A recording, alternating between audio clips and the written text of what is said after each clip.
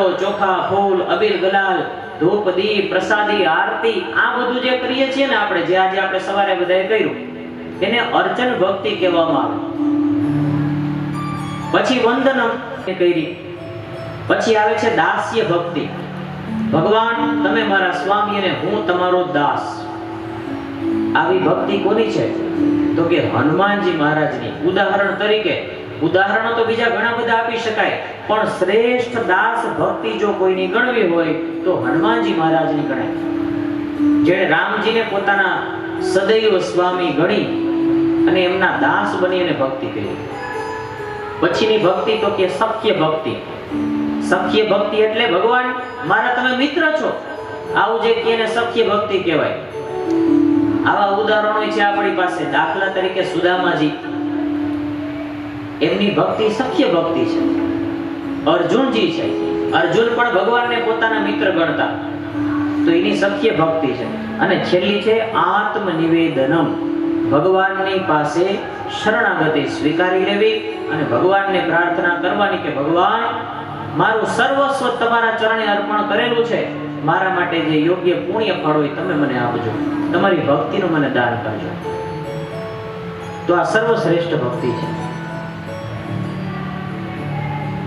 આમાંથી શક્ય હોય એટલી આ 7 દિવસ 9 માંથી બધી જ ભક્તિઓનો આપણે ભગવાનના ચરણે અર્પણ કરવાનો પ્રયત્ન કરીશું. તો આજે ભાગવતજીનો પરિચય મેળવીએ કે ભાગવતજી એટલે શું અને શું કામ ભાગવતજીનો આટલો મહિમા. આમાં મોટા ભાગે તો ભગવાનના 24 અવતારોનું વર્ણન આવે છે, પણ સૌથી વધારે વર્ણન ક્યાં ભગવાનનું આવે? પ્રશ્ન, આ પ્રશ્ન છે. ક્યાં ભગવાનનું સૌથી વધારે વર્ણન આવે ભાગવતમાં? જવાબ જોઈશું. કૃષ્ણ ભગવાન. અવતારો તો 24 થયા, એમ તો અસંખ્ય અવતારો છે, પણ મુખ્ય ગણો તો 24 અવતારોની લીલાઓ ભાગવતજીમાં આવશે. 24 માંથી પણ 10 અવતારો છે ને એનાથી વધારે મુખ્ય ગણાણા. અને એ 10 અવતારોમાં પણ ભાગવતજીમાં જો સૌથી વધારે વર્ણન આવતું હોય તો ભગવાન કૃષ્ણ પરમાત્માનું. તો આનું આટલું બધું મહત્વ શું કામ? ભગવાનને આ ધરતી ઉપરથી વિદાય લીધે નિજ ધામમાં પધારે કેટલા વર્ષ થયા? તો કે લગભગ 5,500 વર્ષ જેવું થયું. તો વિચાર કરો તમે કે આજથી 20, 25, 50 વર્ષ પહેલા કોઈ તમને ગમતું મૂવી આવ્યું હોય, ગુજરાતી કે હિન્દી પિક્ચર તમે જોયું હોય, ઈ તમને યાદ છે? આગે આખું જાજુ આગળ ન જવાનું કે તો 20-25 વર્ષ પહેલાની જ વાત છે. અથવા તો હું તમને કહું કે હાલો કયા પાત્રો હતા, એમના શું નામ હતા, એમાં કેવા ગીત હતા, તો કદાચ તમને ગમે એટલું મૂવી ગમતું હશે, ગમે એટલું પિક્ચર ગમતું હશે ને, પણ તમને બધું યાદ હશે નહીં. પણ હવે હું એટલું ખાલી તમને કહું, તમને નહીં, તમારી તો ઉંમર હજી બધાની મોટી છે, પણ નાના ટાબરિયા રમતા હોય ને એને ગમે એને પકડીને ઊભો રાખો એકાદા ટાબરિયાને અને એને એમ કયો કે હું બોલું તારે બોલવાનું પાછળ તને જે મનમાં આવે, અને એને પકડીને તમે એને ઊભો રાખો કે નાની દીકરીઓને ઊભી રાખો, એમ કયો કે નંદ ઘેરા આનંદ ભયો, એટલે પાછળ શું બોલશે? જય કનૈયાલાલ કી. એને ખબર છે. તો આ કૃષ્ણ ભગવાનનું મહાત્મ્ય છે, આ ભાગવતજીનું મહાત્મ્ય છે કે 5,500 વર્ષ વીતી ગયા ને તોય હજી કાનુડો એટલો ને એટલો નિત્ય નવીન છે. હજી આજે તમે જો આને વાઘા પહેરાવતા આપણને ભાવ આવી જાય છે આજની તારીખમાં કે મારો લાલો, મારો કાનો. અરે હું તો ત્યાં સુધી કહું કે આજે હજી કોઈ સ્ત્રી હોય એ ગર્ભવતી થાય, એને આશીર્વાદ કોઈ એનાથી મોટી ઉંમરની સ્ત્રી આપે, એના સાસુ હોય કે એનાથી મોટી ઉંમરની કોઈ પણ સ્ત્રી આશીર્વાદ આપે, તો શું આશીર્વાદ આપે એને? તારા ઘરે શું આવે? કાનો આવે તારા ઘરે. ભગવાન તો ભાઈ ઘણા થયા, કેમ કોઈ નથી કહેતા જાઓ નરસિંહ ભગવાન તમારા ઘરે આવે? ક્ષણિક અવતાર હતો એ, પણ આજે એ કૃષ્ણ પરમાત્મા, એનું માધુર્ય, એનું લાલિત્ય, એની બાળ લીલાઓ એટલી બધી મધુર છે કે આજે આપણને જકડીને રાખે છે. હરિદ્વારમાં જ આજની તારીખમાં તમે કદાચ આખા હરિદ્વારમાં ફરવા જાઓ ને, તો જ્યાં જ્યાં આશ્રમ હશે ને બધે ભાગવતજીની જ કથા ચાલુ હશે, મોટા ભાગે. ક્યાંક રામ કથા હોય, ક્યાંક શિવ કથા હોય, ક્યાંક દેવી ભાગવત હોય, પણ કદાચ 100 જગ્યાએ કથા ચાલુ હશે ને તો ઓછામાં ઓછા હું તમને કહું કે 90 જગ્યાએ તો ભાગવત જ હશે. શું કામ? તો કે આ કૃષ્ણની મોહિની છે. કૃષ્ણનો અર્થ જે થાય કર્ષયતિ ઇતિ કૃષ્ણ, આપણા બધાના મનનું આકર્ષણ કરી લે. એની કથાઓ સાંભળતા સાંભળતા આપણને કૃષ્ણની અંદર પ્રીતિ જાગે, આપણને કૃષ્ણના ચરિત્ર સાથે પ્રેમ થાય.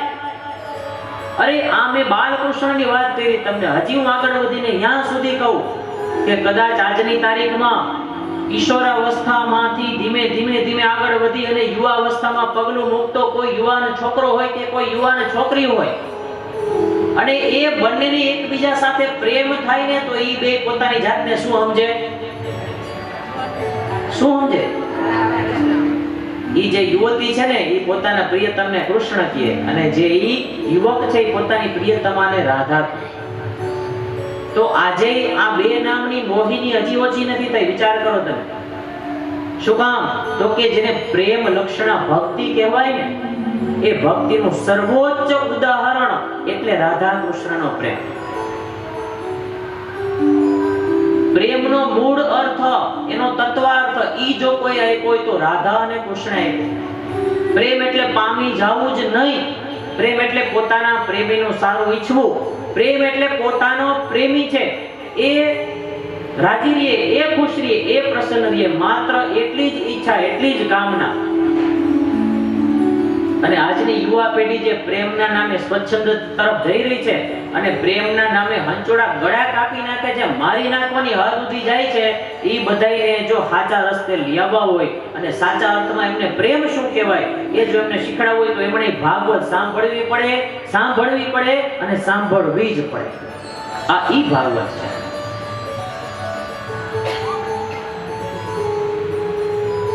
તો એવા કૃષ્ણના ચરિત્રનું આપણે ગાયન કરવાનું છે, અને એટલા માટે ભાગવતનું મહાત્મ્ય શું છે ને એ આપણે પ્રથમ જાણવું પડે. આપણા ઘરમાં કેટલા પુસ્તકો હોય વિચાર કરો તમે. અસંખ્ય પુસ્તકો હોય, ધાર્મિક પણ હોય, એ સિવાયના પણ પુસ્તકો હોય. તમને કોઈ પણ નવલકથા માની લ્યો કે ગમે છે, તો એ નવલકથા તમને ગમે એટલી ગમતી હોય, તમે એને માથે મૂકી અને નાઈચા છો કોઈ? હે? કદાચ ગમે એવું આનાથી મોટું દળદાર પુસ્તકો હોય, આનાથી વધારે સારા પાના હોય, સરસ મજાના રંગબેરંગી ચિત્રો એની અંદર હોય, ગમે એવું તમને પુસ્તક ગમે છે, કોઈ પણ માથે લઈને નાઈચા છો નહીં. શું કામ? એનું એકમાત્ર કારણ છે કે સાક્ષાત વાંગમય સ્વરૂપ છે આ ભગવાન, એટલે કે વાણીમય સ્વરૂપ. આ કોઈ પુસ્તક માત્ર નથી. 11મો સ્કંદ આવશે ને જ્યારે, ત્યારે 11મા સ્કંદમાં ભગવાનના પોતાના ધામમાં જવાની જે કથા આવે છે ને, ત્યારે ઉદ્ધવજી ભગવાનના મિત્ર એમની પાસે ઊભા છે ને ઉદ્ધવજી બે હાથ જોડીને ભગવાનને પ્રાર્થના કરે છે કે પ્રભુ, તમે તો આ પૃથ્વીને છોડી અને નિજ ધામમાં જાઓ છો, પણ પછી તમારા ભક્તો હવે કોના શરણે? એમને કોનો આધાર? અને ત્યારે ભગવાને કીધું કે ઉદ્ધવ, હું માત્ર મારો આ જે મનુષ્ય દેહ જે મેં ધારણ કર્યો ને, આ દેહને જ છોડીને જાઉં છું. મારું તેજ જે છે, મારો આત્મા, મારો પ્રાણ અને મારું પરમાત્મા તત્વ જે છે, એ તત્વ તો હું એક પુસ્તકની અંદર મૂકીને જાઉં છું. અને એ પુસ્તક એટલે બીજું એકેય નહીં, પણ આ સ્વયં ભાગવત ભગવાન. બોલીએ ભાગવત ભગવાન કી. અને એટલી આને પૂજા થાય. ભગવાન સ્વયં છે. આપણે બાલકૃષ્ણ પરમાત્માના દર્શન કર્યા હોય, આપણે રાધા કૃષ્ણ સ્વરૂપે ભગવાનના દર્શન કર્યા હોય, આપણે વિષ્ણુ ભગવાન અને લક્ષ્મીજી સ્વરૂપે પણ ભગવાનની મૂર્તિઓના દર્શન કરેલા હોય. અરે એકલા કૃષ્ણ ભગવાન એટલે કે જેને યોગેશ્વર કૃષ્ણ કહેવાય, એના પણ આપણે દર્શન કરેલા હોય. ડાબા હાથની ટચલી આંગળીએ ગોવર્ધન પર્વતને ધારણ કરીને ભગવાન જે ઉભેલા છે, નાથ દ્વારા આપણે રસ્તામાં આવ્યું હતું દર્શનનો, જેને જેને લાભ મળ્યો હોય. નહીતર ધજાના દર્શન તો મને લાગે છે બધાએ કર્યા હતા. અને આ ભૂદેવોએ તો ચરણામૃતય જઈને લઈ આવ્યા, ખૂબ ભાગ્યશાળી થઈ ગયા. ઘમાઘમી ભલે થોડીક થઈ ગઈ તો હાલે તો યાત્રામાં, પણ જેને જેને એમના દર્શન કર્યા, હે, ડાબા હાથની ટચલી આંગળીએ વાલાએ મારે ગોવર્ધન તોડ્યો એવા શ્રીનાથજી બાવા, એના આપણે દર્શન કર્યા હોય. તો આ બધાય જેમ ભગવાનના સ્વરૂપો છે ને, એમ જ આ ભાગવતજી છે એ પણ ભગવાનનું જ સ્વરૂપ છે. પણ કેવું તો કે વાંગમય, વાણીમય સ્વરૂપ. આમાં જે શબ્દો છે એ શબ્દો દ્વારા જે વર્ણનો કરે ને વ્યાસજી, તો આંખ બંધ કરીને કદાચ શબ્દો આપણે સાંભળતા જઈએ ને તો ધીમે ધીમે ધીમે ધીમે ભગવાનના જમણા પગના અંગૂઠાથી લઈને ભગવાનના ડાબા હાથ, ઊંચા કરેલા ડાબા હાથ સુધીના તમામ અંગોના આપણને દર્શન થાય. એટલે એને વાણીમય સ્વરૂપ કીધું, વાંગમય સ્વરૂપ કીધું. અને એટલે એની પૂજા થાય, એટલે એની પ્રદક્ષિણા થાય, એટલે એની આરતી થાય. અને એ ગ્રંથની મહાત્મ્ય કથા, તો કે મહાત્મ્ય કથા કરે કોણ? ગ્રંથ પોતે તો ન કે હું મહાન ગ્રંથ છું એમ. કોઈ વ્યક્તિ પોતે પોતાની પ્રશંસા ન કરે, કોઈ કલાકાર પોતે પોતાની પ્રશંસા ન કરે.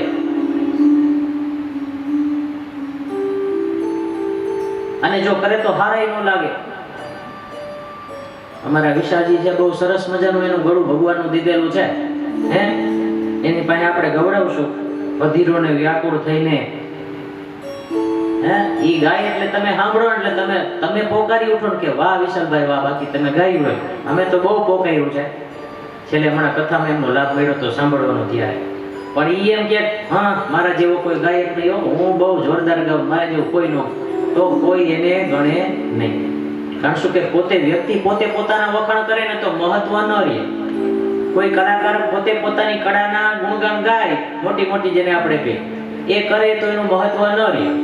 અને એટલા માટે જ ભાગવતજીનું જે મહત્વ છે ને, એ મહત્વ પણ ભાગવતજીમાં નથી, પણ બીજા પુરાણોમાં ગવાનું છે. એક સ્કંદ પુરાણ છે, એમાં પણ 31 શ્લોકો છે, એ ભાગવતજીના મહાત્મ્યના છે. અને એક બીજું પદ્મ પુરાણ છે, જેને પણ વ્યાસજીએ જ રચેલું છે. એ પદ્મ પુરાણમાંથી 6 અધ્યાયો અને 504 શ્લોકો છે, એ આ ભાગવતજીના મહાત્મ્યના કહેવામાં આવ્યા છે. કે ભાગવતજી એટલે ખરેખર શું? તો મહાત્મ્યનો આપણે પ્રારંભ કરીએ. એક નાનકડો એવો શ્લોક છે, સરળ છે, અને એવું કહેવામાં આવ્યું છે, આ મહાત્મ્યની કથાઓમાં જ કહેવામાં આવ્યું છે, સ્કંદ પુરાણમાં જ કહેવામાં આવ્યું છે કે કદાચ ભગવાન શ્રી કૃષ્ણના ગુણગાન ગાતો એક શ્લોક જો તમે ગાઈ નાખો તોય તમારું કલ્યાણ. અરે એક શ્લોકની વાત છોડી દો, તમે કદાચ અડધો શ્લોક ગાઓ ને તોય પુણ્યકારી છે. અને કદાચ અડધો શ્લોકય ન ગાઓ, એમાં તો એવું લખેલું છે શ્લોકાર્ધમ વા શ્લોકપાદમ, ચોથા ભાગનો શ્લોક તમે ગાઓ ને તો પણ ભગવાન કૃષ્ણ તમારા ઉપર કૃપા વરસાવે. જનાય વયમ નમઃ.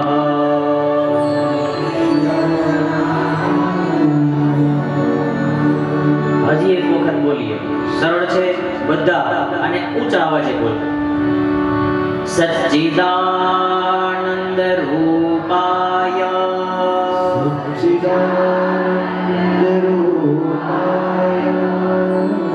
વિશ્વોત્પત્યાદિ હેતવે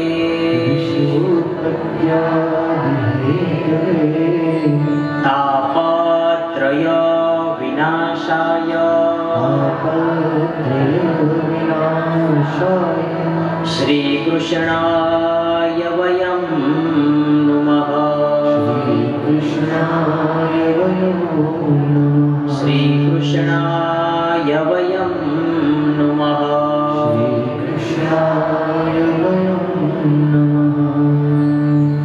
પ્રથમ શ્લોક મહાત્મ્ય. ભગવાનના આકૃતિ, કૃતિ અને પ્રકૃતિ, આ ત્રણનું વર્ણન આમાં આવે છે. પહેલા શું કીધું તો કે સચ્ચિદાનંદ રૂપાય,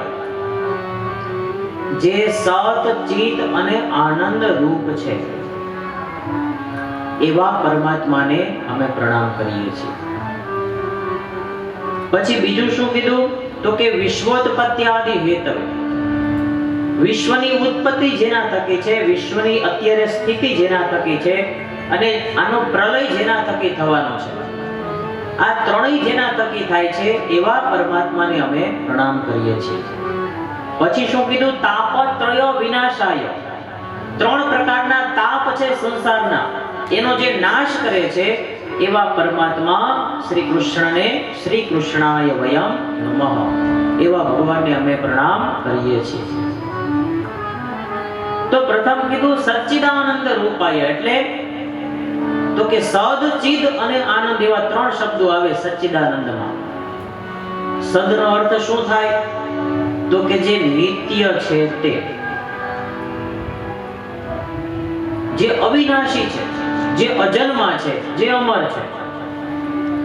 જ્યારે આ સૃષ્ટિ નહોતી, આપણે કોઈ નહોતા, જીવ સૃષ્ટિ નહોતી, પૃથ્વી નહોતી, નવગ્રહો નહોતા, બધા દેવી દેવતાઓ પણ જ્યારે નહોતા, ત્યારે પણ જે અસ્તિત્વમાં હતા એવા પરમાત્મા, એને અમે પ્રણામ કરીએ છીએ. તો એને કહેવાય સદ, કે જે સૃષ્ટિની પૂર્વે પણ હતા, સૃષ્ટિના સમયે પણ છે, અને સૃષ્ટિનો પ્રલય થઈ જશે ત્યારે પણ જે પરમાત્મા અસ્તિત્વમાં હશે એને કહેવાય સદ. પછી બીજું કીધું ચિદ. ચિદ એટલે કેવું? તો કે જડ નહીં તેવું ચૈતન્યશીલ, નાચતું ગાતું બધાને આનંદ કરાવતું એવું ભગવાનનું જે સ્વરૂપ છે એને ચિદ સ્વરૂપ કહેવાય. અને છેલ્લું શું કીધું? તો કે સત, ચિદ અને આનંદ, આનંદ સ્વરૂપ. જો કૃષ્ણ છે ને ક્યારેય રડ્યા નથી. રામજી રડ્યા છે. પોતાના પત્ની જાનકીજીને જ્યારે વનમાં શોધવા માટે નીકળ્યા ત્યારે રામજી રડ્યા છે, પણ કૃષ્ણ ભગવાન છે ને એનો રડિયાનો ક્યાંય દાખલો નથી. તમે આખું ભાગવત પહેલેથી છેલ્લે સુધી આખું ભાગવત જોઈ જાઓ ને, ક્યાંય એવું વર્ણન તમને જોવા નહીં મળે.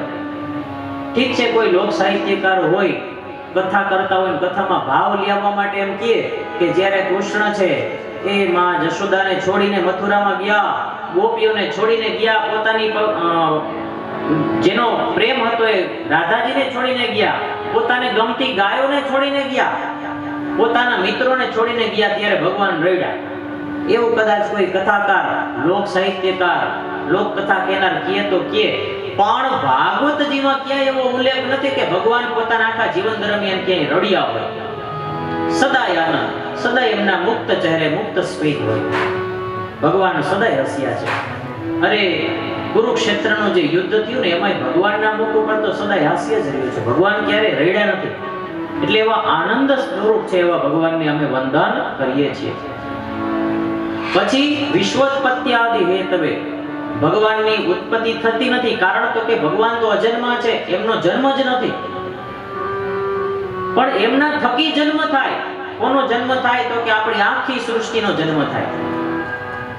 ભગવાન આદિનારાયણમાંથી બ્રહ્માજી પ્રગટ થયા, બ્રહ્માજી થકી આખી સૃષ્ટિનું સર્જન થયું. એ કથા આપણે આવતીકાલે આવશે. તો જેમના થકી જન્મ છે, જેમના થકી આખી સૃષ્ટિનું પાલન પોષણ છે, અને જેમના થકી આ સૃષ્ટિનો પ્રલય પણ થશે, એવા ભગવાન જે છે એમને અમે પ્રણામ કરીએ છીએ.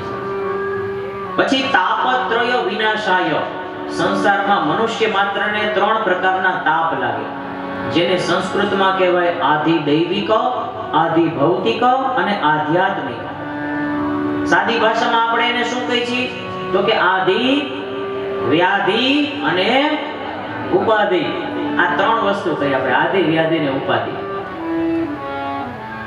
આ ત્રણેય છે ને, એ ત્રણેયનો જે નાશ કરે ને એને ભગવાન કહેવાય.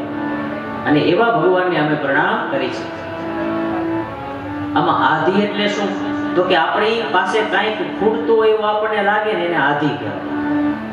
દાખલા તરીકે કોઈની પાસે સંપત્તિ નથી, લાખો કરોડો રૂપિયા નથી, તો એની એને જે ચિંતા હોય ને, મારી પાસે કાંઈ નથી, મારી પાસે કાંઈ નથી, એને આધિ કહેવાય. કોઈની પાસે સંપત્તિ હોય તો સંતતિ ન હોય, કે મારે સંતાન નથી કાંઈ, તો એની જે એને ચિંતા આખી જિંદગી કોરી ખાય, તો એને આધિ કહેવાય. ટૂંકમાં આપણી પાસે જે નથી એને કારણે મનની અંદર જે ઉદ્વેગ થાય છે ને એ કહેવાય આધિ. પછી બીજું વ્યાધિ. વ્યાધિ એટલે તો કે શરીરને થતા રોગ, એને વ્યાધિ કહેવાય. અને ત્રીજું છે ઉપાધિ. ઉપાધિ એટલે શું? તો કે જે હોય ને એના કારણે તકલીફ હોય. ક્યારેક માણસ પાસે એટલો રૂપિયો આવી જાય, એટલો રૂપિયો આવી જાય, એટલો રૂપિયો આવી જાય ને તો એ રૂપિયો છે ને એ શાંતિથી એને ઊંઘ કરવા દે નહીં. પછી કદાચ લાખ રૂપિયાનું ગાડલું ખરીદી આવી શકે, પણ એ ગાડલામાં પડ્યા પડ્યા શું થાય? ઓલા રૂપિયા, ઓલા રૂપિયા, ઓલા રૂપિયા, શું કરું, શું કરું, શું કરું, એને ઊંઘ આવે નહીં. લાખ રૂપિયાના ગાડલામાં જોઈ ને ઊંઘ ન આવે ને તો એને કહેવાય ઉપાધિ. એવું જ સંતતિનું છે હો, એવું નથી કે સંતાન હોય એને શાંતિ જ હોય. આ તો કળિયુગ છે. આજની કથામાં જ આવશે ધુંધુકારીની કથા. તો આત્મદેવજી બ્રાહ્મણ પેલા કે મારે સંતતિ નથી નથી નથી નથી, તો એ આધી. પછી સંતતિ થઈ, સંત મહાત્માએ કૃપા કરીને જા તારે અહીંયા દીકરો થશે, આ લે આ ફળ લઈ જા, ખવડાવી દે તારી પત્નીને. ખાધું, દીકરો થયો. તો દીકરો થયો તો એ કેવી રીતે આવ્યો એ કથા આગળ આપણે જોશું. પણ એ આવ્યો ખરા, તો આવ્યો ધુંધુકારી જેવો. અને માને આપઘાત કરવો પડ્યો, બાપાને એને મૂકીને જંગલમાં વયું જવું પડ્યું. તો આવા સંતાનો હોય ને તો એને કારણે જે તકલીફ પડે એને કહેવાય ઉપાધિ. ન હોય એ આધિ, અને હોય પછી આપણને શાંતિથી જીવવા ન દે એને કહેવાય ઉપાધિ. તો આ બધી આધિ વ્યાધિ ઉપાધિ એ ત્રણેય પ્રકારના તાપને જે દૂર કરે એ ભગવાન, એને અમે પ્રણામ કરીએ છીએ. પણ કેવું કીધું છે? શ્રી કૃષ્ણાય વયમ નમઃ. ખાલી કૃષ્ણ નહીં, પણ શ્રી કૃષ્ણ એવું કીધું છે. ભગવાનનું નામ તો કૃષ્ણ જ છે, પણ આગળ શ્રી શેના માટે લગાડ્યું? તો શ્રી છે ને ભાગવતજીમાં 3 અર્થો સ્વરૂપે આવે છે. એક શ્રી એટલે લક્ષ્મી, બીજું શ્રી તો કે એનો અર્થ બીજો થાય છે રાધાજી, અને ત્રીજો એનો અર્થ થાય છે ભક્તિ. કૃષ્ણ ભગવાનની આગળ જે શ્રી લગાડ્યું ને એના 3 અર્થો ભાગવતજીની દ્રષ્ટિએ થાય. લક્ષ્મીજી, રાધાજી અને ભક્તિ, આ 3 અર્થો થાય. એવા જે ભગવાન જે રાધાજી સહિત છે, ગોકુળના સંતો તો એવું કહે, વૃંદાવનના બરસાનાના એ સંતો તો ત્યાં સુધી કહે કે ભગવાન તમે માધવ માધવ કરો છો ને, કે કૃષ્ણ ભગવાનથી મોટું કાંઈ નહીં, કૃષ્ણ ભગવાનથી મોટું કાંઈ નહીં. પણ એ વૃંદાવનના સંતો એવું કહે કે રાધા વિના માધા આધા, રાધા વિના માધા આધા. તમે માધવ, તમે ગમે એવો મોટો ભગવાન તમે એને કહો ને, પણ જો અમારી વૃષભાનુકુમારી રાધા એની સાથે નથી ને તો એ માધા આધા, એનું જે કઈ પવિત્રતા છે ને એ અડધી, એનો પ્રભાવ અડધો, એનો પ્રેમ અડધો. તો રાધા તો જોઈ. તો શ્રી કૃષ્ણાય વયમ નમઃ. એવા રાધાજી સહિતના કૃષ્ણ ભગવાનને અમે વંદન કરીએ છીએ. બીજો શ્લોક છે, એમાં સુખદેવજીને વર્ણન કર્યું છે, પ્રણામ કર્યા છે, વંદન કર્યા છે, અને ત્યાર પછી મહાત્મ્યની કથાનો પ્રારંભ થાય. કઈ જગ્યાએ કથા ચાલે છે? તો કે નૈમિષારણ્યની અંદર. કથા કરે છે કોણ? તો કે સુત નામના પુરાણી. અને કથા સાંભળે છે કોણ? તો કે શૌનક વગેરે 88,000 ઋષિઓ. નૈમિષારણ્યમાં એક સત્ર ચાલે છે. સવારના સત્રમાં બધા ઋષિમુનિઓ ભેગા થઈ યજ્ઞ કરે, અને બપોર પછીના સત્રમાં એ જ બધા ઋષિમુનિઓ બધા બેસે અને સુત નામના પુરાણી અને કથાઓ કરે, અને ઋષિમુનિઓ બધા સાંભળે. એ 88,000 ઋષિઓ જે છે બધાય તો એકારે પ્રશ્ન પૂછે નહીં, એટલે એમણે પોતાને એક પ્રતિનિધિ નિમા કે ભાઈ આ શૌનક નામના જે મુનિ છે એ અમારા બધાય વતી હે સુતજી તમને પ્રશ્ન પૂછશે, અને તમે વ્યાસજીના પ્રિય શિષ્ય છો, તમે તો બધું જાણો છો, તો તમે અમને કથાઓ કહેજો. તો આ સત્ર ચાલે છે. શૌનકજી એક દિવસ સુતજીને પૂછ્યું કે હે સુતજી, કથામૃત રસાસ્વાદઃ કુશલ શૌનકો બ્રવીત, અજ્ઞાન ધ્વાંત વિધ્વંસ કોટિ સૂર્ય સમપ્રભ સુતાખ્યાહી કથાસારમ મમ કર્ણ રસાયનમ. કરોડો સૂર્ય જેવી જેની ક્રાંતિ છે એવા હે સુતજી, સુતાખ્યાહી કથાસારમ, જગતમાં જેટલા પણ પુરાણો છે, જેટલા પણ શાસ્ત્રો છે, જેટલા પણ ગ્રંથો છે, આ ગ્રંથોનો સાર જેમાં હોય ને એવી કોઈ કથા તમે અમને કહો જે અમારા માટે કેવી હોય? તો કે મમ કર્ણ રસાયનમ, જે અમારા કાન માટે રસાયણનું કામ કરે. જો આયુર્વેદમાં છે ને બે શબ્દો છે. એક શબ્દ છે ઔષધ અને બીજો શબ્દ છે રસાયણ. આપણને કઈ બીમારી થઈ હોય તો ડોક્ટર આપણને જે દવા લખીને આપે, પ્રિસ્ક્રાઇબ કરે કે આ દવા તમે લેજો એટલે સારું થઈ જશે, એ દવા જે આપણને આપે ને એને ઔષધ કહેવાય. દાખલા તરીકે શરદી થઈ હોય તો શરદીની દવા, કફ સિરપ ને એવું ડોક્ટર લખી દે તો એને ઔષધ કહેવાય આયુર્વેદની ભાષામાં. પણ આયુર્વેદ પાસે બીજી એક વસ્તુ છે, કઈ તો કે રસાયણ. એ રસાયણ એટલે શું? તો કે તમને કોઈ જાતની શારીરિક વ્યાધિ થાય જ નહીં ને, એ પહેલેથી જે તમને ખાવા પીવાનું સૂચન કરે ને એને કહેવાય રસાયણ. દાખલા તરીકે મેં તમને શરદીનું કીધું તો દરરોજ જો તમે હળદર વાળું થોડુંક ગરમ દૂધ સદાયને માટે પીતા રહ્યો ને તો કોઈની શરદી થાય જ નહીં, તો એને કહેવાય રસાયણ. અને એટલા માટે શૌનકજીએ સૂતજીને કીધું કે હે સૂતજી, તમે આવું અમારા કાન માટે રસાયણનું જે કામ કરતું હોય ને એવી કથાનો સાર કે છે તમે અમને કહો. અને સૂતજી ત્યારે કહે છે કે હે ઋષિઓ, મૃત્યુના ભયનો જે નાશ કરે અને શ્રી કૃષ્ણ ભગવાનની જે પ્રાપ્તિ કરાવે એવું આ સૃષ્ટિમાં જો એકમાત્ર કોઈ ઔષધ કયો કે રસાયણ કયો જે કયો હોય ને તો માત્ર ને માત્ર ભાગવત જ છે. એતસ્માત અપરમ કિંચિત મઢ શુદ્ધેન વિદ્યતે જન્માંતરે ભવેત પુણ્યમ તદા ભાગવતમ લભે. સુતજીએ તો ત્યાં સુધી કીધું કે અનેક જન્મના મનુષ્યના જ્યારે પુણ્યો ભેગા થાય ને ત્યારે એને જે મળે એ આ ભાગવત છે. જ્યારે સુખદેવજી પરીક્ષિતજીને 7 દિવસની કથા સંભળાવવા માટે બેઠા ત્યારે સ્વર્ગલોકમાં બધા દેવતાઓને ખબર પડી કે આવી આ ભાગવતજીની કથા છે, એનું રસપાન છે માત્ર પરીક્ષિતજીને જ કરાવવા માટે સુખદેવજી બેઠા છે. અને તરત જ સ્વર્ગલોકમાંથી અમૃતનો કુંભ લઈને બધા દેવતાઓ આવ્યા છે, ઇન્દ્ર રાજા સહિત. અને એ જે કુંભ છે ને એ પરીક્ષિતજીની સામે રાખ્યો અને દેવતાઓએ કીધું કે હે પરીક્ષિતજી, સુખદેવજી તમને કથાનું અમૃત પીવડાવવા માટે બેઠા છે અને તમે અમર બની જાવ ને એવું અમૃત, સ્વર્ગનું અમૃત એ અમે તમને પીવડાવવા માટે લઈને આવ્યા છે. તો જો તમારે અમર થવું હોય ને તો અમારું અમૃત તમે પીઓ, સ્વર્ગનું. અને સુખદેવજી જે કથારૂપી અમૃત પીવડાવવા માંગે છે ને એ તમારા બદલે અમે બધા પી લઈએ. અને જ્યારે આ વાત સાંભળીને ત્યારે સુખદેવજીએ કીધું કે ક્વ સુધા ક્વ કથા લોકે ક્વ કાચ ક્વ મણિર્મહાન. હે દેવતાઓ, તમે કહો છો કે એક બાજુ સ્વર્ગનું અમૃત ને એક બાજુ આ કથારૂપી અમૃત, પણ સ્વર્ગનું અમૃત છે ને એ કથારૂપી અમૃતની સામે તો માત્ર કાચનો ટુકડો છે અને કથારૂપી અમૃત છે ને એ તો મોટો મણી છે જેની કિંમત ન કરી શકો તમે. અને દેવતાઓ પોતાનો અમૃતનો કુંભ લઈ અને પાછા ગયા. 7 દિવસની પરીક્ષિતજીએ કથા સાંભળી. એમને જે શ્રાપ હતો એ શ્રાપના અંતે 7મા દિવસે તક્ષક નાગના કરડવાથી એમનું મૃત્યુ છે એ નક્કી હતું. પણ એ 7 દિવસ પછી એમનું મૃત્યુ ન થયું, એમની મુક્તિ થઈ. તો ઉપર બ્રહ્મલોકમાંથી બ્રહ્માજીએ જોયું કે આવું થઈ શકે?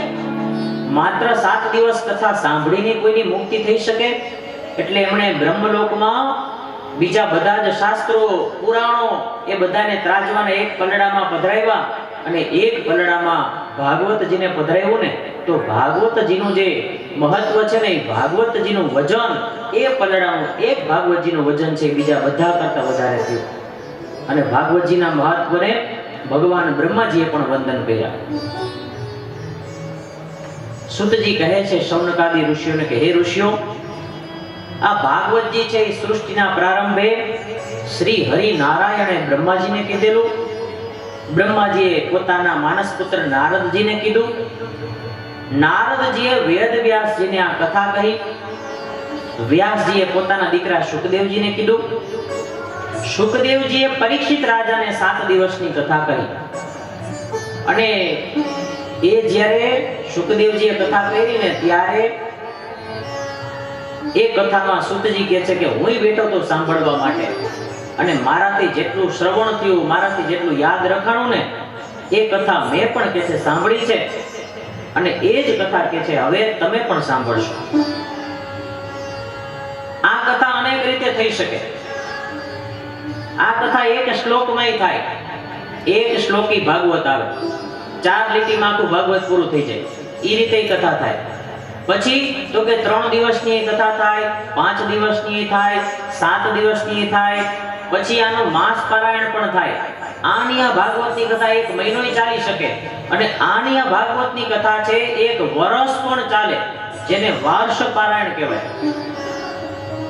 અને ત્યારે શૌનકાદી ઋષિઓએ સૂતજીને પૂછ્યું કે સૂતજી બીજું બધું તો ઠીક, પણ આ 7 દિવસની કથાનું જે તમે મહત્વ કહો છો કે આ 7 દિવસની કથાનું અનુષ્ઠાનનું મહત્વ બહુ વધારે છે, તો આ કથા કોણે કોને કીધેલી એ તમે અમને કહો. ત્યારે જવાબ મળે છે કે ભાગવતજીનું સાપ્તાહિક અનુષ્ઠાન જે છે, આ 7 દિવસની કથા સૌથી પહેલા સનત કુમારોએ નારદજીને કીધેલી, અને 7 દિવસ સુધી નારદજીએ એક જ જગ્યાએ બેસીને કથા સાંભળી. એટલે તરત શૌનકજીએ પૂછ્યું કે પણ અમે તો સાંભળ્યું છે કે નારદજી તો કોઈ જગ્યાએ એક જગ્યાએ બેસીને કથા સાંભળે, એવું તો અમે સાંભળ્યું નથી આજ દિવસ સુધી. એક જગ્યાએ સ્થિર નારદજી બેઠા હોય, ઈ તો પોતાની વીણા લઈ નારાયણ નારાયણ નારાયણ કરતા ધ્વનિ કરતા કરતા આખા 14 લોકની અંદર ફરતા હોય છે. તો એક જગ્યાએ 7 દિવસ નારદજી કેમ બેઠા અને કેમ એમણે કથા સાંભળી? એટલે સૂતજી એની કથા કરતા કહે છે કે એક દિવસ નારદજી ફરતા ફરતા આપણા પૃથ્વી લોક ઉપર આવ્યા. ભારતમાં જેટલા તીર્થો છે બધા તીર્થોમાં ફર્યા, જેટલા પવિત્ર યાત્રાના ધામો છે ત્યાં બધે ગયા. પણ એમણે જોયું કે કલિયુગે પોતાનો પ્રભાવ બહુ વિસ્તારી દીધો છે.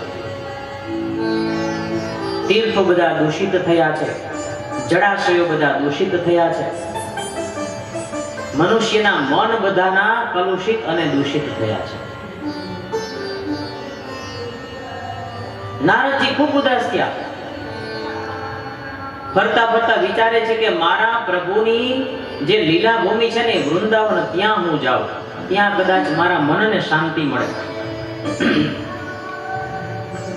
વૃંદાવનમાં જ્યાં જાય છે ને તો ત્યાં યમુના નદીના કાંઠે એક આશ્ચર્ય જોયું એમણે. શું આશ્ચર્ય જોયું? તો કે યમુના તટે એક યુવાન સ્ત્રી બેઠેલી છે. એ રડે છે, કલ્પાંત કરે છે, અને એની બાજુમાં 2 વૃદ્ધ પુરુષો લગભગ મરેલા હોય ને એવી રીતે પડેલા છે. 2 ભાન પણ મૃત અપરાય અવસ્થામાં હોય એવી રીતે પડેલા છે. અને જ્યાં નારદજીને પેલી યુવાન સ્ત્રીએ જોયા ને એ સાથે જ એમને બોલાવ્યા અને કીધું કે ભો ભો સાધુ ક્ષણમ તિષ્ઠ મત ચિંતામ અપી નાશય. તમે કોઈ સાધુ પુરુષ જેવા લાગો છો મને, અને સાધુઓનો તો સ્વભાવ જ એવો હોય. કેવો? તો કે બીજાનો દુઃખ ભાંગવાનો એમનો સ્વભાવ હોય. તો મારી એક ચિંતા છે, તમે એનું કૃપા કરીને નિરાકરણ કરો. નારદજી પૂછે છે કે એ તો બરોબર, પણ તમે પહેલા મને તમારો પરિચય આપો કે આપ છો કોણ, અને આ જે વૃદ્ધ પુરુષો જે 2 પડેલા છે એ કોણ છે? અને ત્યારે પેલી યુવાન સ્ત્રીએ પોતાનો પરિચય આપી અને કીધું કે હે ભગવાન, મારું નામ ભક્તિ. આ જે બાજુમાં 2 પુરુષો સુતેલા છે ને એનું એકનું નામ છે જ્ઞાન અને એકનું નામ છે વૈરાગ્ય. નારદજી પૂછે છે કે ઈ તો બરોબર, પણ તમારે શું થાય?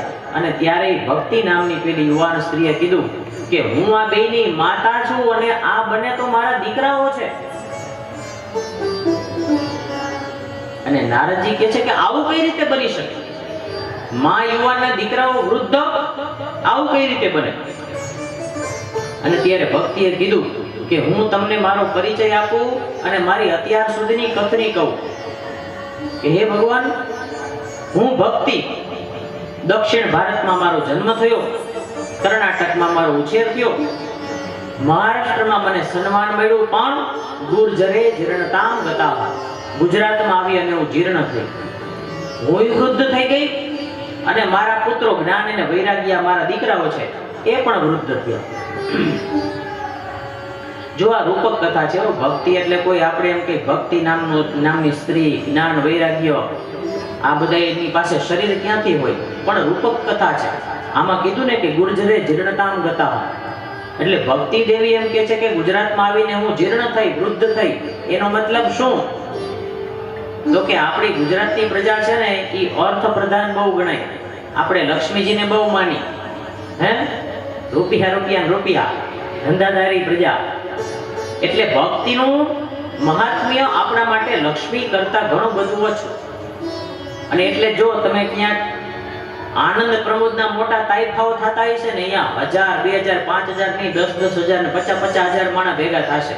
પણ આવી રીતે કથાઓ હોય ને તો કથાઓના પંડાલમાં બધે 50,000 માણસ, લાખ માણસ જોવા નહીં મળે તમને.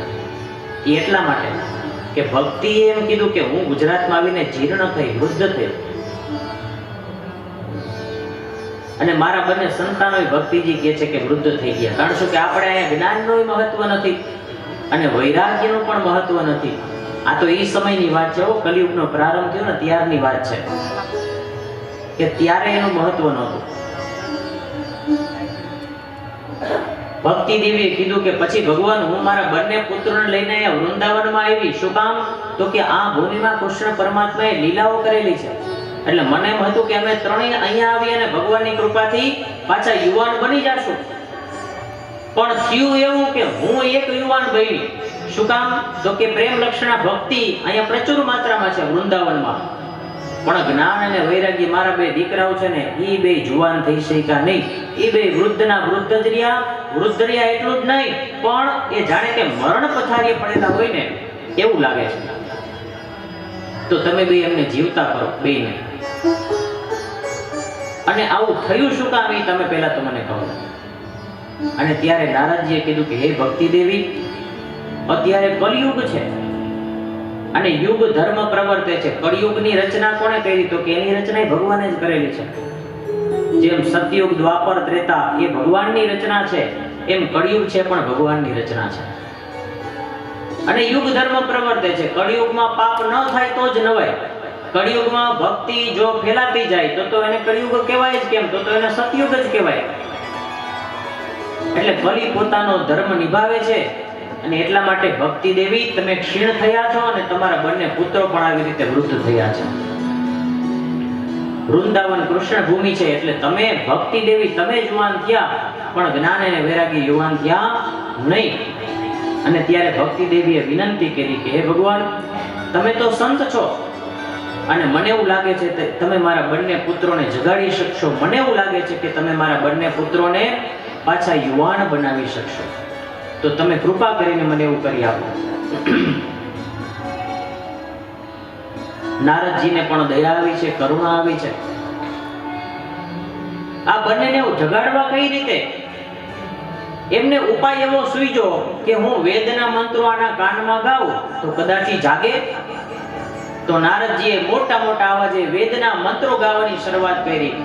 મોટા મોટા અવાજે ઉપનિષદોના મંત્રો બોલવાની શરૂઆત કરી. ગીતાજીના અધ્યાય બોલવા માંડ્યા.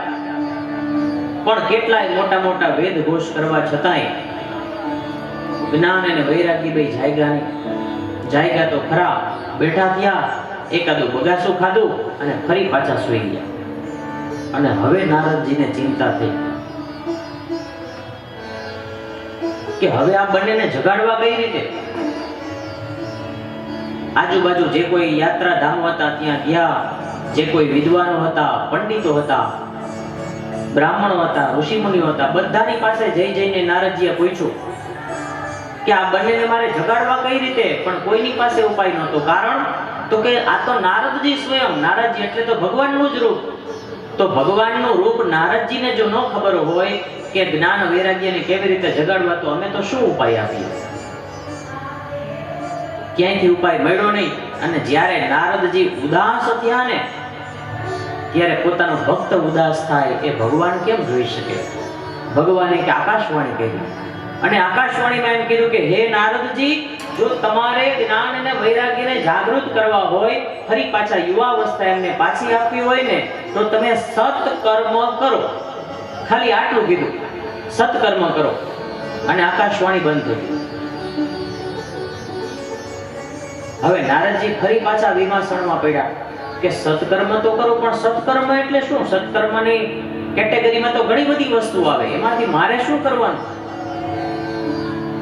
વિચારે છે કે આનો પ્રશ્નનો જવાબ મને બદ્રિક આશ્રમમાં મળશે, કે જ્યાં ઘણા બધા ઋષિમુનિઓ તપ કરે છે, ઘણા બધા સાધકો જ્યાં સાધના કરે છે. અને જ્યાં નારદજી બદ્રિક આશ્રમ તરફ જવા જાય,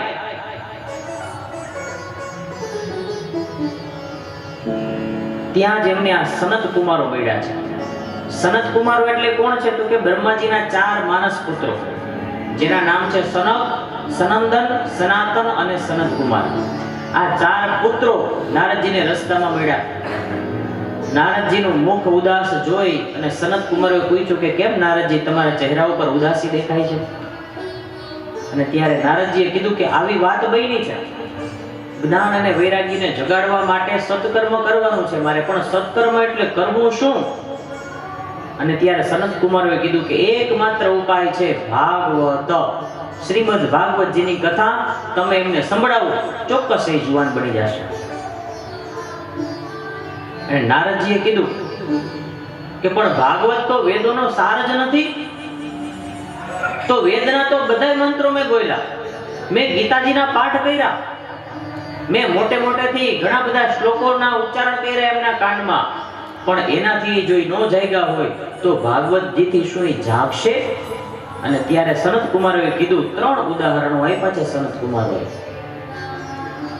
કીધું, સનત કુમારોએ કે હે નારદજી, જેમ આંબો છે એ આખા આંબામાં કેરીમાં જે ફળમાં સ્વાદ હોય ને, એ સ્વાદ તો હોય જ, પણ કેરી ખાવાનો સ્વાદ જો આપણે માણવો હોય તો આંબાની ડાળીમાં કે પાંદડામાં કે થડમાં એમાં એ રસ ન મળે. એના માટે કેરી જેનું ફળ છે એ જ ખાવું પડે. જેવી રીતે આખી શેરડીમાં મીઠાશ છે, પણ જો આપણે કોઈ વસ્તુને ગળી કરવી હોય તો અંદર શેરડી પધરાવો તો ન ચાલે, એની અંદર ખાંડ પધરાવવી પડે અથવા તો ગોળ પધરાવવો પડે. એ નીકળે શેમાંથી? શેરડીમાંથી. તો શેરડીમાં આખીમાં ગોળ ને સાકર છે જ, પણ જો આપણે મીઠાશ જોતી હોય તો સાકરને એમાંથી અલગ કરવી પડે, ગોળને એમાંથી અલગ કરવો પડે, તો આપણને મીઠાશ મળે.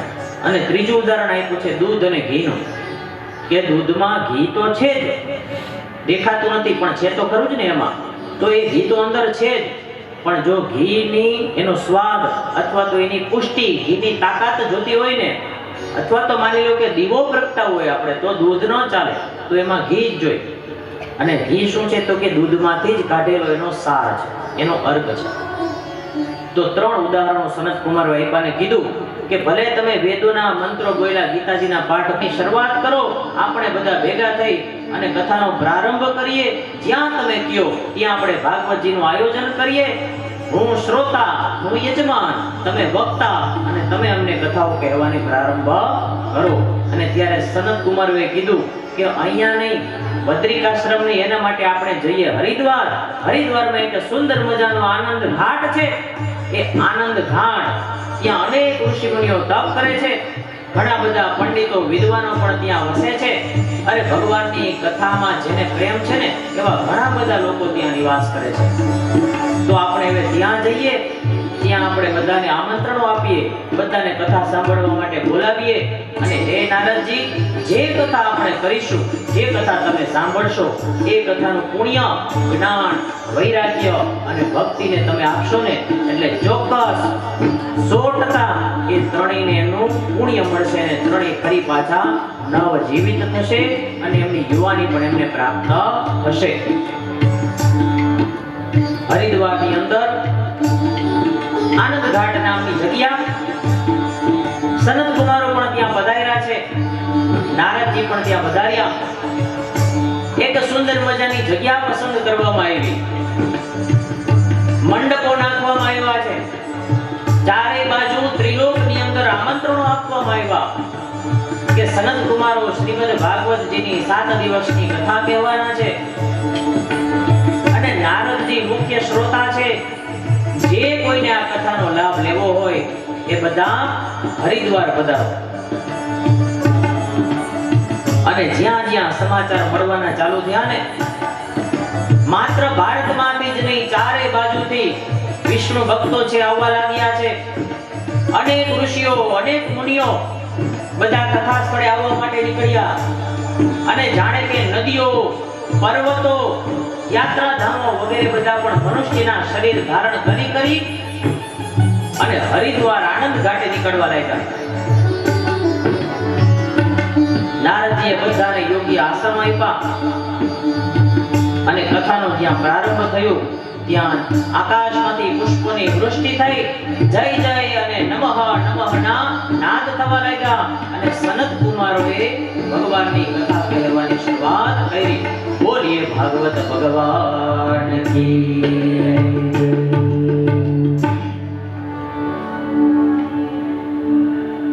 અને સનત કુમારોએ કીધું કે હે નારદજી, હવે હું તમને આ ભાગવતજીનો પ્રથમ સ્વરૂપ કહું કે ભાગવતજીનું સ્વરૂપ કેવું છે, એની અંદર કેટલા વિભાગો છે, એની અંદર કેટલા અધ્યાયો છે, એની અંદર કેટલા શ્લોકો આવે છે. આની હું તમને વાત કરું અને આપણે બધાય જાણીએ છીએ, બધાય સાંભળેલું છે.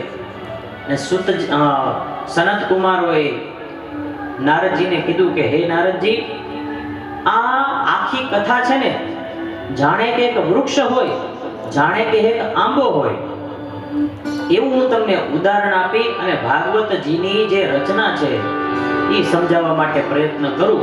અને એ રચના એટલે આપણો ભાગવતજીનો આંબો. હે આંબો અખંડ ભુવન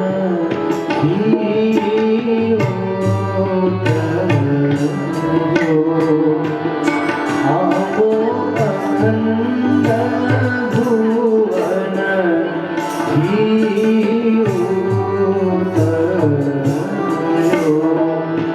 વ્રજ ભૂમિમાં આંબાનું વાસ સખીને આંબો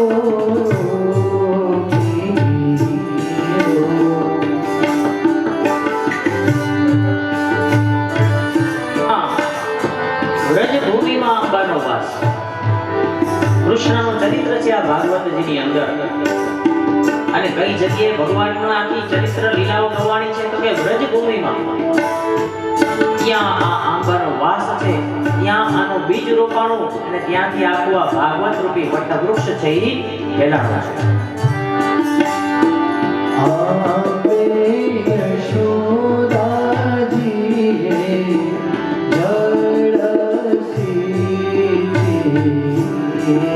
અને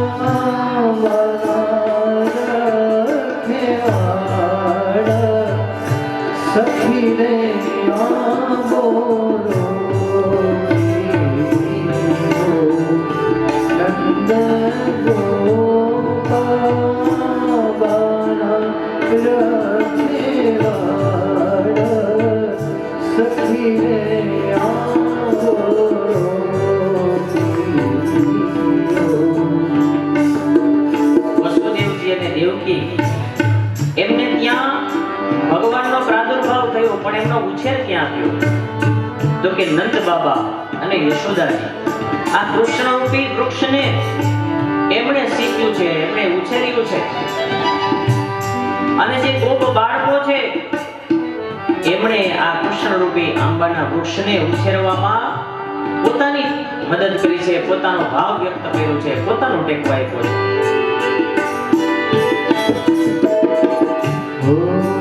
બ્રહ્માજી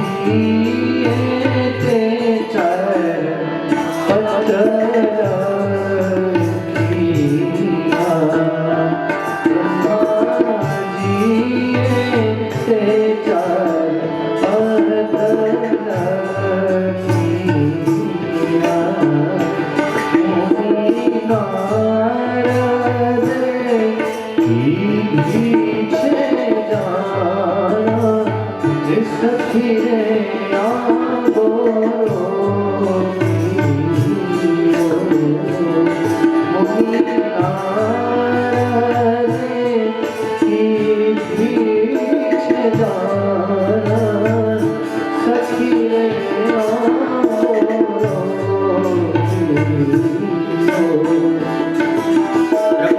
4 પત્ર લખ્યા. ચતુશ્લોકી ભાગવત, 4 શ્લોકની અંદર ભાગવતજીની રચના થઈ. તો બ્રહ્માજીએ ચતુશ્લોકી ભાગવત છે એ અર્પણ કર્યું કોને? તો કે નારદજીને. અને નારદજીએ ચતુશ્લોકી ભાગવત અર્પણ કર્યું કોને? તો કે વેદવ્યાસજીને. અને વેદવ્યાસજીએ 4 શ્લોક પોતાના ધ્યાનમાં લીધા, ધ્યાનમાં બેઠા અને 4 શ્લોકમાંથી જે આખો 18,000 શ્લોકોનો વિસ્તાર કર્યો એ આ ભાગવતજીનો આંબો. व्यास मुनि ये चार पद करिया व्यास मुनि ये चार पद करिया तेरा नव खंड माछे सखीरे आवो रोगियो तेरा नव खंड वाचे सखीरे आवो रोगियो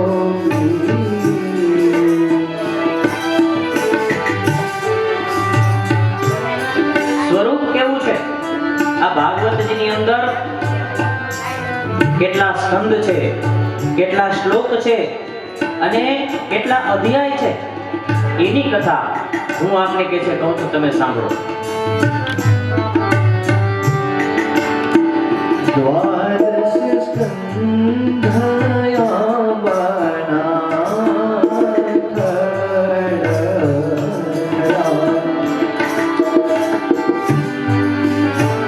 બાર સ્કંદ છે, 12 વિભાગો છે ભાગવતજીના. 335 અધ્યાય છે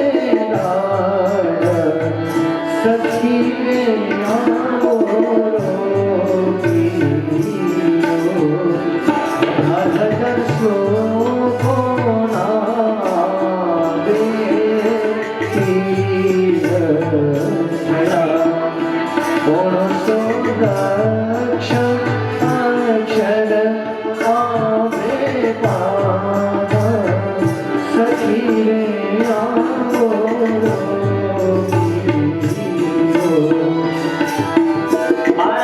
છે, 335 અધ્યાય છે, જેની ડાળીઓ સ્વરૂપ છે. 18,000 શ્લોક એ આંબાની જાણે કે તીર્થીઓ છે અને 5 લાખ અક્ષર છે એ આંબાના પાન છે. એવા આ આંબાના હું તમને શું ગુણગાન કહું? એવો આ આંબો, એની કથા કે છે હું આપને કહું છું.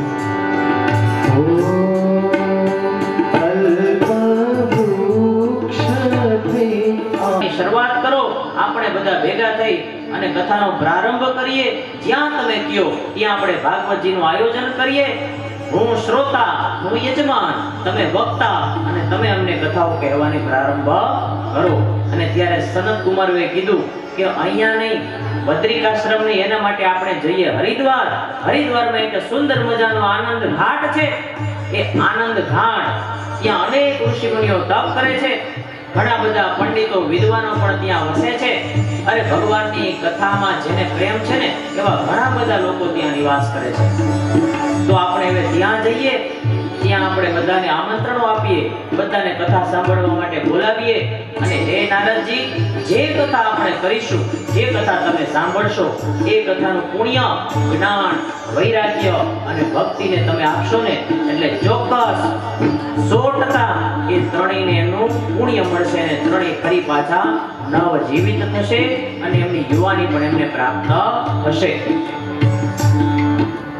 હરિદ્વારની અંદર આનંદ ઘાટ નામની જગ્યા, સનત કુમારો પણ ત્યાં પધાર્યા છે, નારદજી પણ ત્યાં પધાર્યા. એક સુંદર મજાની જગ્યા પસંદ કરવામાં આવી, મંડપો નાખવામાં આવ્યા છે, ચારે બાજુ ત્રિલોકની અંદર આમંત્રણો આપવામાં આવ્યા કે સનત કુમારો શ્રીમદ ભાગવતજીની 7 દિવસની કથા કહેવાના છે અને નારદજી મુખ્ય શ્રોતા છે. જે કોઈને આ કથાનો લાભ લેવો હોય એ બધા હરિદ્વાર પધારો. અને જ્યાં જ્યાં સમાચાર મળવાના ચાલુ થયા ને, માત્ર ભારતમાંથી જ નહીં, ચારે બાજુથી વિષ્ણુ ભક્તો છે આવવા લાગ્યા છે. અનેક ઋષિઓ, અનેક મુનિઓ બધા કથા સ્થળે આવવા માટે નીકળ્યા અને જાણે કે નદીઓ, પર્વતો, યાત્રાધામો વગેરે બધા પણ મનુષ્યના શરીર ધારણ કરી અને હરિદ્વાર આનંદ ઘાટે નીકળવા લાગ્યા. નારદજીએ બધાને યોગ્ય આશ્રમ આપ્યા અને કથાનો જ્યાં પ્રારંભ થયો ત્યાં આકાશમાંથી પુષ્પોની વૃષ્ટિ થઈ. જય જય અને નમઃ નમઃ ના નાદ થવા લાગ્યા અને સનત કુમારોએ ભગવાનની કથા કહેવાની શરૂઆત કરી. બોલીએ ભાગવત ભગવાન કી.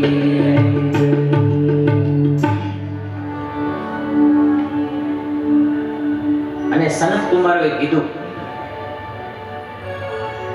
કે હે નારદજી, હવે હું તમને આ ભાગવતજીનો પ્રથમ સ્વરૂપ કહું કે ભાગવતજીનું સ્વરૂપ કેવું છે, એની અંદર કેટલા વિભાગો છે, એની અંદર કેટલા અધ્યાયો છે, એની અંદર કેટલા શ્લોકો આવે છે. આની હું તમને વાત કરું. અને આપણે બધાય જાણીએ છીએ, બધાય સાંભળેલું છે. ને સનત કુમારોએ નારદજીને કીધું કે હે નારદજી, આ આખી કથા છે ને, જાણે કે એક વૃક્ષ હોય, જાણે કે એક આંબો હોય, એવું હું તમને ઉદાહરણ આપી અને ભાગવતજીની જે રચના છે એ સમજાવવા માટે પ્રયત્ન કરું. અને એ રચના એટલે આપણો ભાગવતજીનો આંબો. હે આંબો અખંડ ભુવન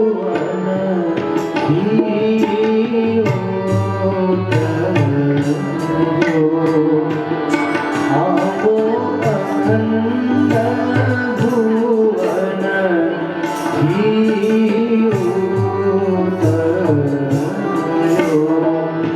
વ્રજ ભૂમિમાં આંબાનુવાસ સખીને આંબો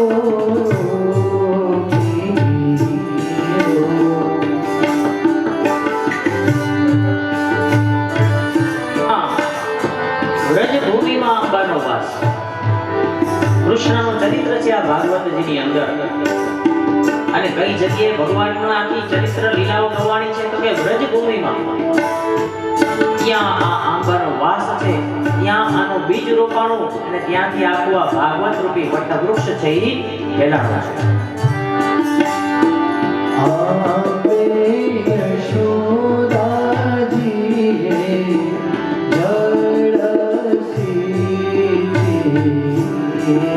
અને આપે યશોદાજીએ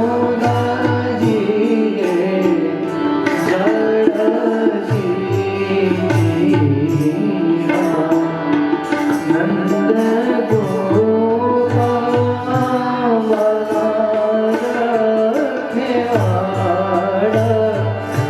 સખી રે આંબો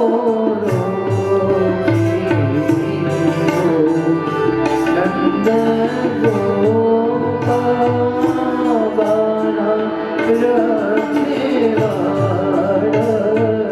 સખી રે આંબો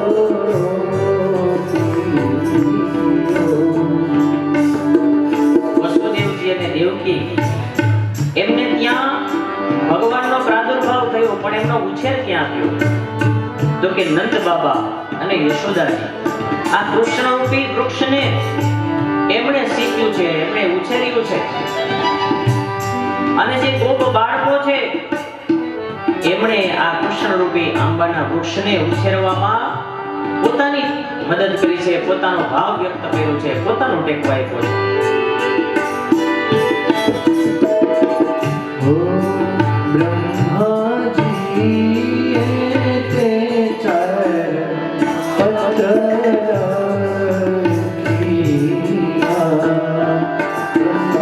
ब्रह्माजीए ते चरण पत्र किया। मुनि नारद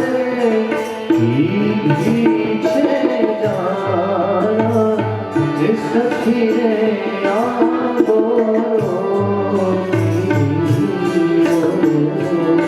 मुनि नारद की पीछे जाना सखी रे आगो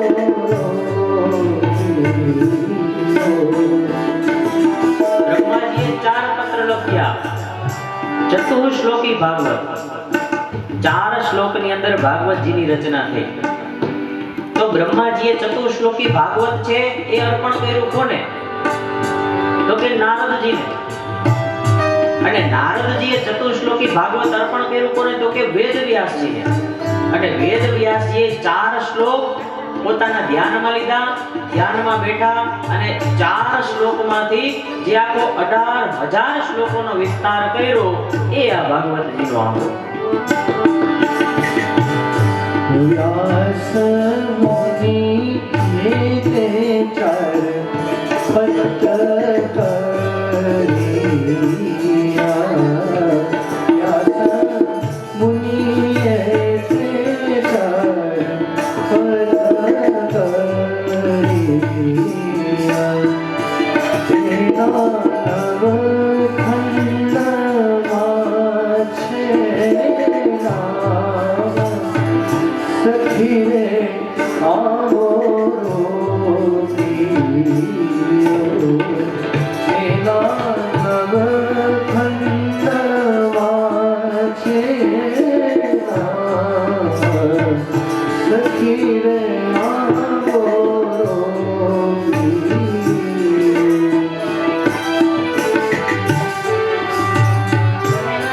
સ્વરૂપ કેવું છે આ ભાગવતજીની અંદર? કેટલા સ્કંદ છે, કેટલા શ્લોક છે અને કેટલા અધ્યાય છે એની કથા હું આપને કે છે કહું છું, તમે સાંભળો. द्वादश स्कंधया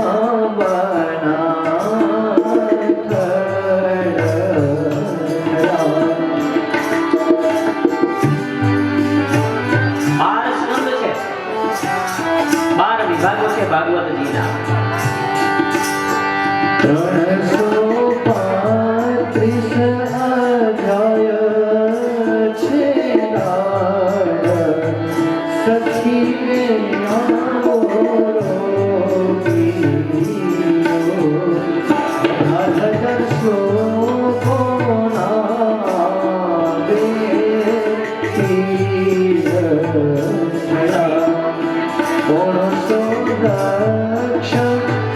अक्षर आवे पादा सखी रे आवो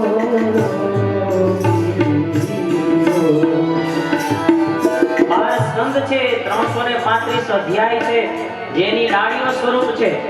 18,000 શ્લોક એ આંબાની જાણે કે તીર્થીઓ છે અને 5 લાખ અક્ષર છે એ આંબાના પાન છે.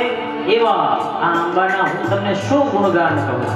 એવો આ આંબો, એની કથા કે છે હું આપને કહું છું. अल्प वृक्षते आंबो तुझियो अल्प वृक्षते आंबो तुझियो तेरी 14 भुवन माछे छाया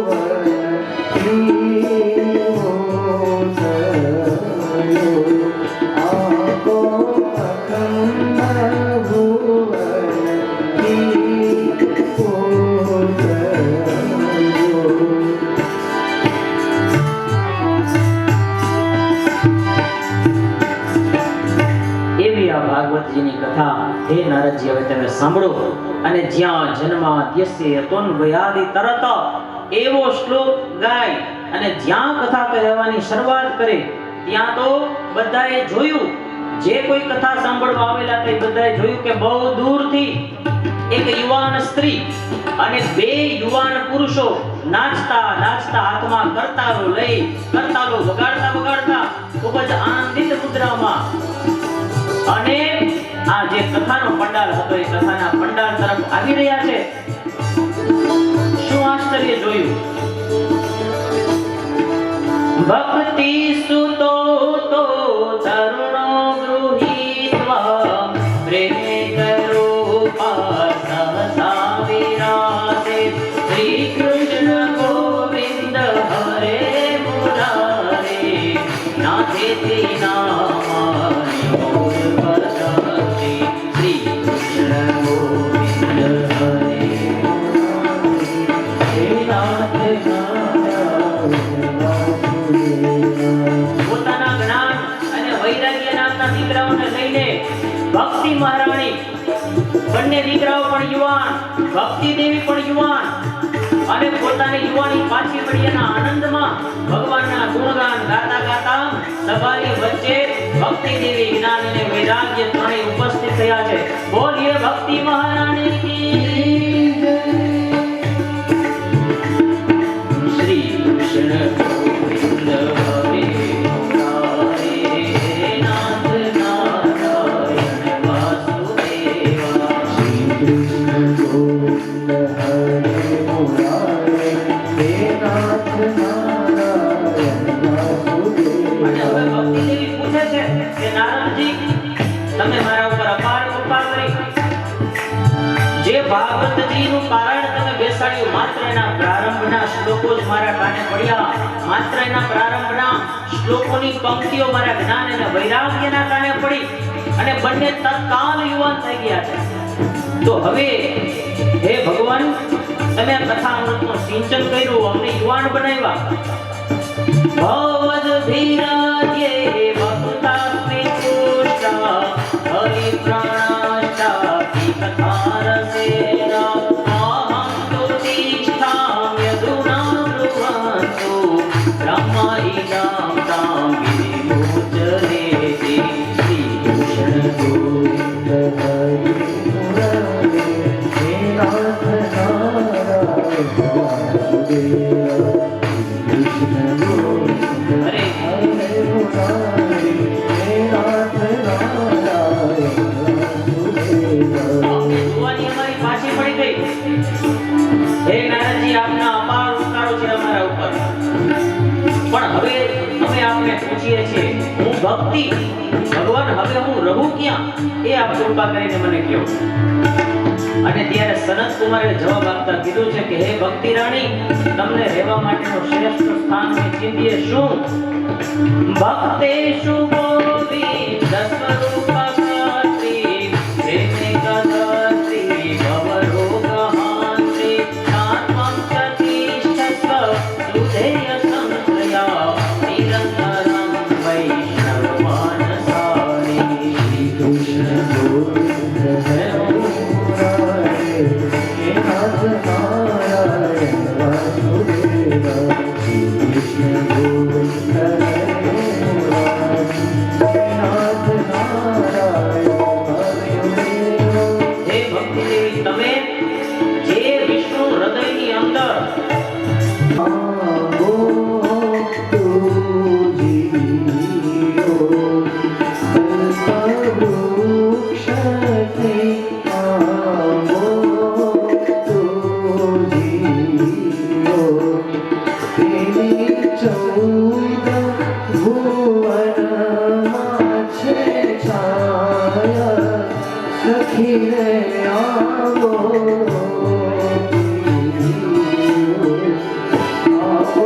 અખંડ ભુવન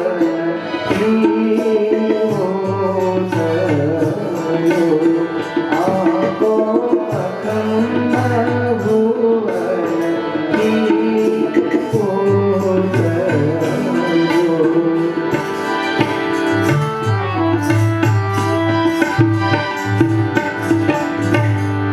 ભાગવતજીની કથા હે નારદજી હવે તમે સાંભળો અને જ્યાં જન્માદ્યસ્ય તોન્વયાદિ તરત એવો શ્લોક ગાય અને જ્યાં કથા કહેવાની શરૂઆત કરે ત્યાં તો બધાએ જોયું જે કોઈ કથા સાંભળવા આવેલા તે બધાએ જોયું કે બહુ દૂરથી એક યુવાન સ્ત્રી અને બે યુવાન પુરુષો નાચતા નાચતા હાથમાં કરતાલો લઈ કરતાલો વગાડતા વગાડતા ખૂબ જ આનંદિત મુદ્રામાં અને આ જે કથાનો પંડાલ હતો એ કથાના પંડાલ તરફ આવી રહ્યા છે.